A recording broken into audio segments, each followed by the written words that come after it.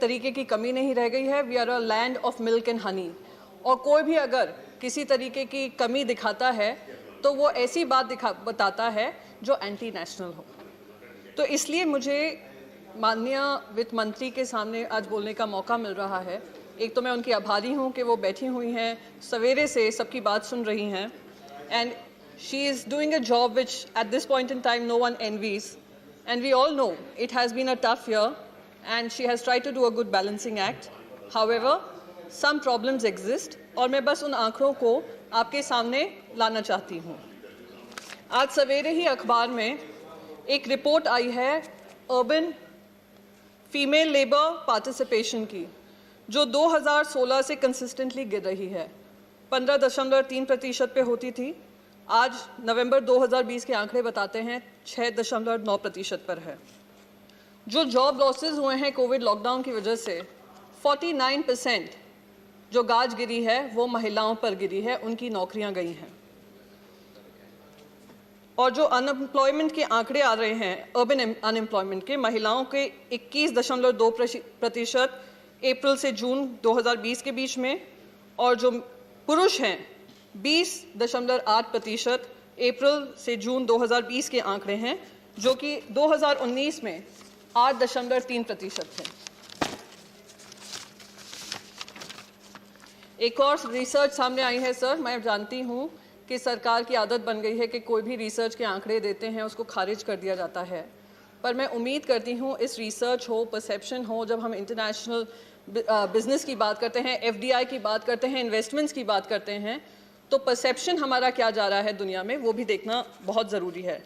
तो वैसे ही एक प्यू रिसर्च है जो कह रही है 7.5 करोड़, देश की 7.5 करोड़ आबादी गरीबी संख्या से नीचे गिरी है कोविड के लॉकडाउन के अंतर्गत, जो कि 60% देश की जो पॉवर्टी है वो योगदान हम देश में, हमारा देश दे रहा है। हम एक समय पे गर्व करते थे कि हमने करीब 12 करोड़ लोगों को गरीबी रेखा से ऊपर उठाया है और मिडिल क्लास जो होते हैं उनको बढ़ाया है। आज हाल ये है कि 3.2 करोड़ मिडिल क्लास डिक्रीज हुआ है, और वो कहीं ना कहीं मैं मानती हूँ अर्थव्यवस्था और हमारी पॉलिसीज़ का ही एक नतीजा है। इंडिया की अगर हम इकोनॉमिक ग्रोथ की बात करते हैं, 2005-6 के आंकड़े हैं 9.3%, 6-7 के 9.2%, 7-8 के 10.2%, और 2018-19 से बात करें, क्योंकि सब कुछ अच्छा तो 2014 के बाद ही हुआ, उसके बाद तो कुछ पहले कुछ अच्छा ही नहीं हुआ था। 2018-19 6.1%, 19-20 4.2%, 20-21 8%। जो अगला मुद्दा मैं आपके सामने लाने वाली हूँ, और वो मुद्दा ऐसा है जो मैं उनको स्वर्गीय नहीं कहूँगी क्योंकि वो अजर अमर हैं, सुषमा स्वराज जी की याद दिलाता है। जब पेट्रोल प्राइसेस में वो लीडर ऑफ ऑपोजिशन थी, उन्होंने एक बात कही थी कि जो इसके विक्टिम्स होंगे, द विक्टिम्स आर हाउसवाइफ्स, farmers and the poorest of the poor. किसानों पे तो क्या गाज गिरी है, वो दिल्ली बॉर्डर पे हम रोज़ देखते ही हैं, जिसकी चर्चा हम यहाँ पे करने से कतराते हैं और हमें मौका नहीं दिया जाता है। पर साथ साथ जब हम वसूली की बात कर रहे थे, वहाँ से बार बार वसूली की बात हो रही थी। मैं ध्यान दिलाना चाहती हूँ, रोज़ हर आम इंसान जो 1 लीटर पेट्रोल भरता है, वो देश की सरकार को जो वसूली चार्ज हो रही है उसका पैसा वसूली वो भरता है। पिछले 7 साल में 407% पेट्रोल के प्राइसेस बढ़े हैं। 7 साल में 407% बढ़े हैं। जो 2014 में कहा जाता था महंगाई डायन है, वो भारत सरकार की मेहमान बनी बैठी है। ये कहा जाता था महंगाई की मार। अब हर 10 मिनट में इसी महंगाई की जय जयकार होती है, उस तरफ से 10 मिनट में 100 बार जय जयकार होती है। आप जय जयकार करिए, पर उन मुद्दों पे करिए जहां पे आपने किसी तरीके की विजय पाई हो। सोन चिड़िया बता देना, अपनी जवाबदेही से बच जाना, ये कोई, मैं मानती हूँ, ये कोई अपने आप की पीठ थपथपाने का मुद्दा नहीं है।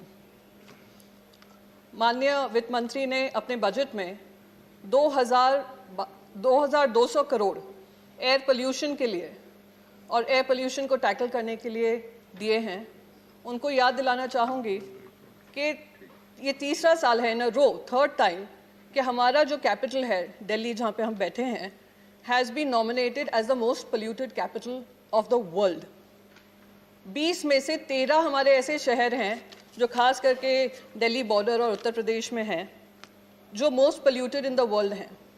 तो 2200 करोड़ आवंटन करना मैं मानती हूँ बहुत ही कम है।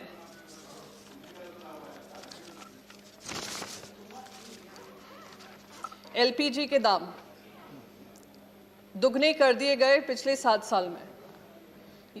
महंगाई की मार की जाती थी। अब ऐसी महंगाई की मार है कि जो लोग सब्सिडाइज्ड सिलेंडर लेते थे वो फिर से हिम्मत भी नहीं जुटा पा रहे हैं कि जाकर वापस रीफिल लें। ये आज उनके साथ हाल हुआ है। तो मैं उम्मीद करती हूँ माननीय वित्त मंत्री इस पे ध्यान देंगी और इस पे किसी तरीके की कार्रवाई करेंगी।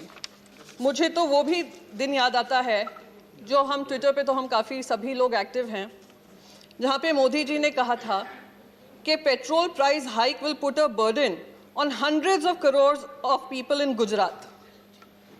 शायद अब गुजरात में किसी तरीके की कमी नहीं है और किसी तरीके का उनको पेट्रोल के प्राइसेस से दिक्कतें नहीं आ रही होंगी।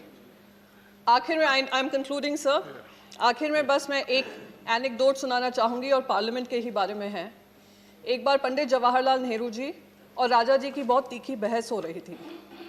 वहाँ पर नेहरू जी ने कहा राजा जी से कि ऐसा है, you can say whatever you want but I have the numbers and I have the majority.